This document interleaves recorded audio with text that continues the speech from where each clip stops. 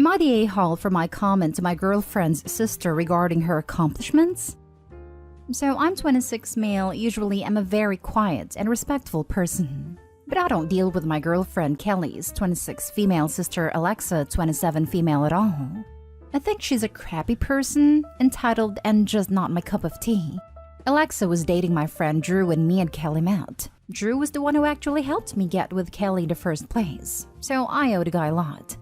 Drew and Alexa were living together and he was supporting her career. She was in law school and he worked full-time.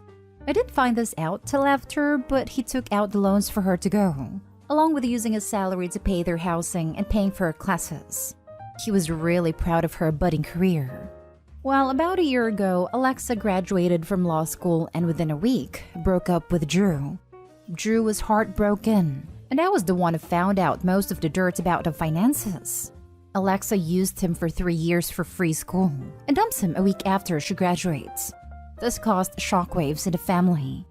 Her parents were furious and Kelly wasn't a fan of her sister for months, but eventually everyone forgave her and acted like Drew never existed. It pissed me off bad, and I haven't said a word to her sister since. I won't address her whenever I'm forced to be around her. Alexa passed the bar and landed a job, so her parents threw her a celebration. I was asked to attend by Kelly. I refused, kept refusing, but eventually she broke down and said she needed me there. So we went, and I talked to the members of her family alike, mostly my girlfriend's dad. So Alexa got up to give a speech to thank people. So as she was in the middle of thanking different people for the help they gave her, I said, "Don't forget to include Drew," loud enough the whole room heard it. It got really quiet, then her dad cracked up and her mom tried to advance the speech. My girlfriend dragged me outside and tried yelling at me, followed by her mom. The conversation wasn't going well, so I called an Uber and left. My girlfriend is demanding I apologize. I told her I'd apologize when Alexa starts paying Drew back for the debts he is in now. And until then, I wouldn't say a kind word to her sister. And I plan on telling every single guy Alexa dates the story about what she did to Drew. Because as a guy, I'd like to know that info. Am I the a-hole? Now for the top comments. I feel not the a-hole, but you, sir, are the brother and friend everyone needs in life. Tell Drew to take his ex to court. Might be able to get some of the money back. Drew made a decision to take out those loans. That's on him. It would at least smear her name with other attorneys. Drew should sue. Not the a-hole, but it really wasn't your place to do it at a party. But dang, kudos to you for that great line. You know, secretly everyone must have loved it except Alexa. For your own benefit, remember that your girlfriend didn't choose to have Alexa as her sister, but family's family and she's got to live with it. Honestly, I can't believe the parents threw her a party. What she did was so blatantly scummy. Me neither. I called it trashy to my girlfriend and her mom during the fight. Like, why would you celebrate this person? Prestige apparently trumps teaching your kid to be a decent person. Not stay home. Look closely at your girlfriend if she thinks this kind of behavior is okay. Starting to. Her being this supportive of her sister is a huge red flag to me. Next story is titled, "Am I the a-hole for not allowing my girlfriend's sister to move in and changing the locks?" So, a really messy situation. I, 27 male, have been dating my girlfriend Ashton, 26 female, for 2 years and we live in the house that I own. Ashton's finishing up her master's program, so I don't charge her rent. I pay for all the housing expenses, and in return she chips in on groceries, utilities, and some of the household chores. But I pay the lion's share of all household expenses. I'm cool with the situation till she graduates, and we have always communicated well. Until now. So Ashton has a hot and massive sister named Anna, 28 female. Anna's burned most of her bridges with her family. She has 2 kids by 2 different dads, been married and divorced twice, hops from one sketchy boyfriend to another, always in and out of work, and always complaining about her situation instead of actually doing anything to solve it. I gave up on her last year when she dated this loser who obviously didn't like kids, but she kept dating him against me and her sister's advice. Well, she moved into his place, and this Saturday we got a call that they were breaking up and she had nowhere to go this time. She hadn't been working and didn't have rent money. Ashton asked me if we could take them in. I said absolutely not. Her sister was a leech. Also, that I didn't want kids in my house. I work from home half the time and don't want 3 extra people in my space. Also, I don't want to get involved with her sister at all. I've supported her plenty over the last few years, rides, babysitting, etc., and I'm done. My girlfriend didn't take this well and said she would help her sister if she could. I said fine, let me know where you take her and I'll bring by some food, but it won't be my house. My girlfriend tried saying it was her house too, but I said when she started paying the mortgage, she can decide who lives here. So her sister tried calling me individually and I told her the same reasons and told her I'd bring food by when she finds a place. I also gave her the number of multiple organizations that could help her. She got offended. Well, I was at work yesterday, sales, and I noticed on my Ring camera Anna/her kids unlocking my front door with a bag on her shoulder. I called my girlfriend and asked her immediately what was going on. She said Anna needed a place to go for a few hours while her ex moved out of the apartment. I asked how she got in the house as I locked it. Ashton said she made Anna a key months ago in case she ever needed to get in. I was furious and told her to tell Anna to get out or I'll be calling the police. Ashton called and Anna left, but not before calling me an a-hole. So I decided today to change the locks and get a new garage access code. Ashton will have to request through the garage and I will give access. Ashton is upset, but I told her that this is gonna be the way it is until her sister finds a place. Because I can't trust I won't come home and find 2 kids and a woman living in my house. Am I the a-hole? Not the a-hole, and in my opinion, you need to think seriously about your relationship with Ashton. The fact that she went behind your back is a major red flag. I wouldn't make any rash decisions, but she's violated his trust in a big way here. Forgiving this once or twice is possible, but beyond that, it's game over. I don't think I could forgive the copying of my key without my knowledge or permission. Not the a-hole, but I think you need to reevaluate if you can trust Ashton. She way overstepped boundaries by making her sister a key without your permission. Yep, when my boyfriend had a roommate, he consulted him about getting me a key to the apartment if I wanted to get in when they weren't home. His roommate said he'd rather I didn't have a key, but didn't mind if I was already there when they left. That was respected because it was a shared living space. Not stay home. If she wasn't working when she lived with a boyfriend, what's going to make her work when she lives in your house? Exactly the point I made. Anna has a job currently, but I don't think she manages her money well. Your girlfriend is the bigger issue, I'm afraid. Despite your very clear hell no, she still tried to get the sister into her place. She clearly doesn't care that you are opposed to this. She's gonna keep trying. You may need to lose the girlfriend if you can't get her to stop enabling the sister. But do you really want to deal with that crap forever? Time to sit down and make it clear. Stop enabling sister or leave. Next story. Am I the a-hole for likely making my mother lose custody of my siblings? In 2018, my mother got married to the man she was cheating on my dad with for years. This already put a serious dent in the relationship I had with her. I moved out shortly after my stepdad moved in since he thought he suddenly owned everything in the house, including my work computer, PlayStation 4, etc. A few months after moving out, my brother, 18, called me in the middle of the night because our stepdad threw him out for stealing money and catching him in possession of hard drugs, all of which were and still are lies.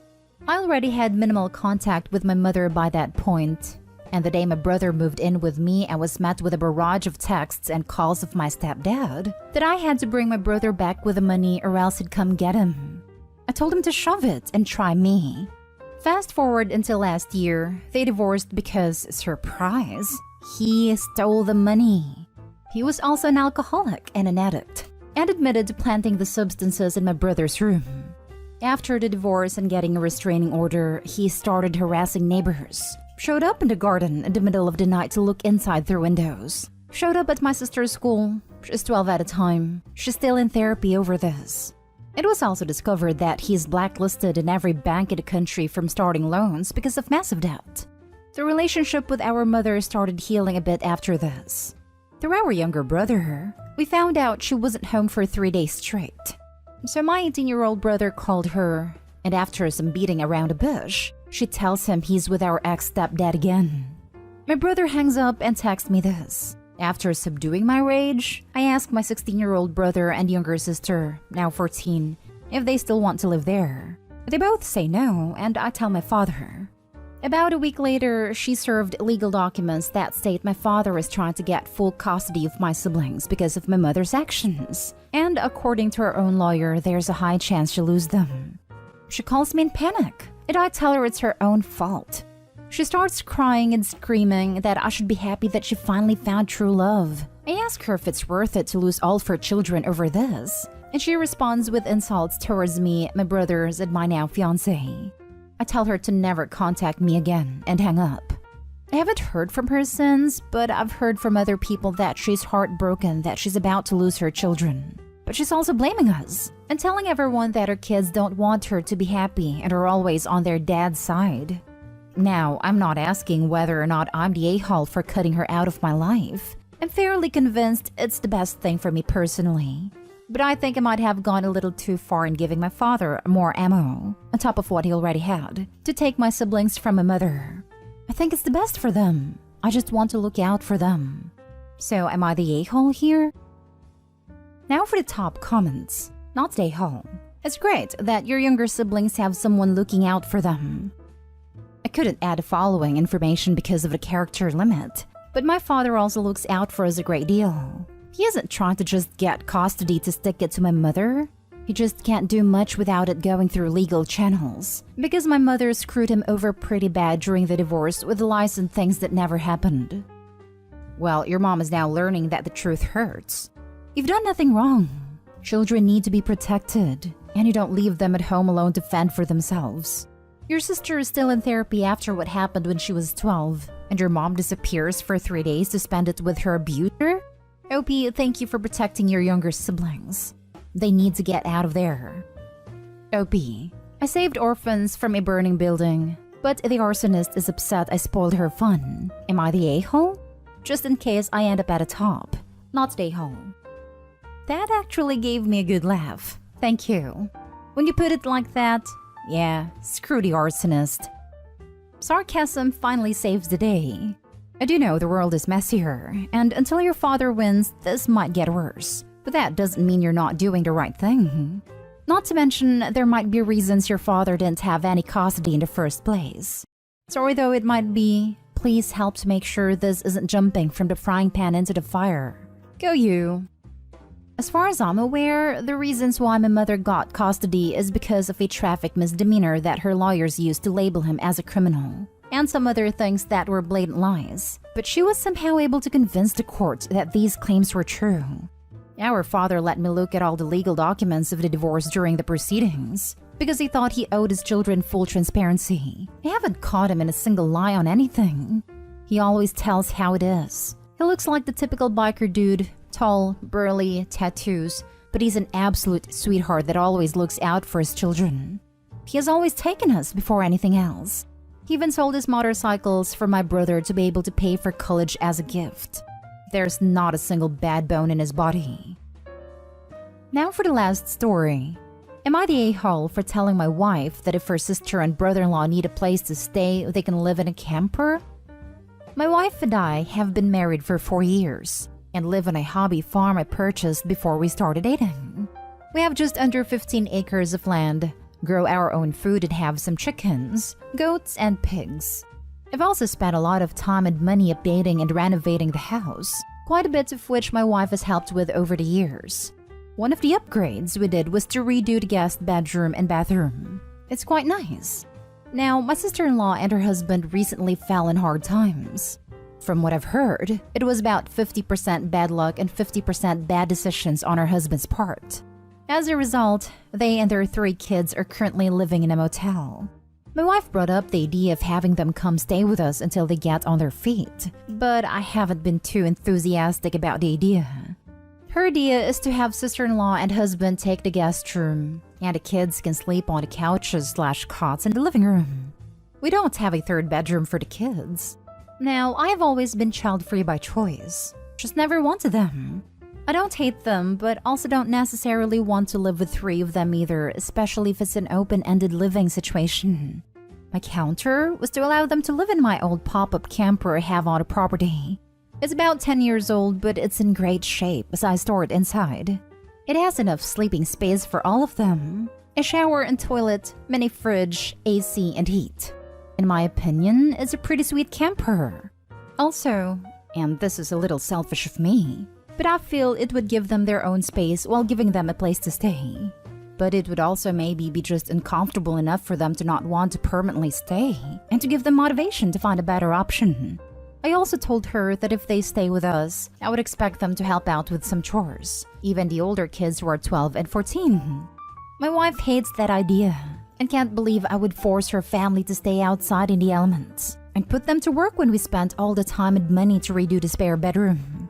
I told her that unless sister-in-law can give me a concrete move-out date, I don't want them and their kids living in our house indefinitely. She told me that they don't know the first thing about camping or farm work, and they need to focus on getting their lives straight and not worry about anything else. I told her that these are the conditions under which I am comfortable with them staying with us, and I'm not budging.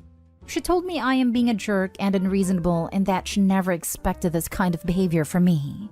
The way I feel is that we are doing them a favor, and if we let them stay in the house, the temptation for them to get too comfortable is a lot greater than if they stay in the camper.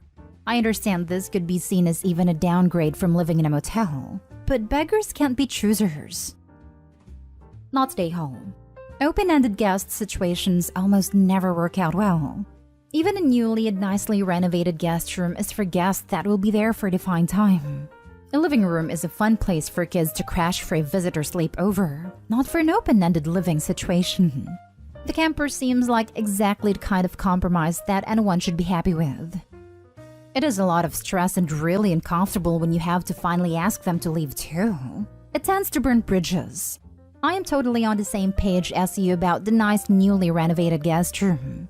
In my family, we joke that we like to make the guest rooms comfortable, but not too comfortable so guests leave. Not stay home. It's a very nice offer, and they aren't in the elements. Beggars choosers, blah blah. Honestly, if I had to stay at someone else's home for an indeterminate amount of time, I'd love to have a camper van.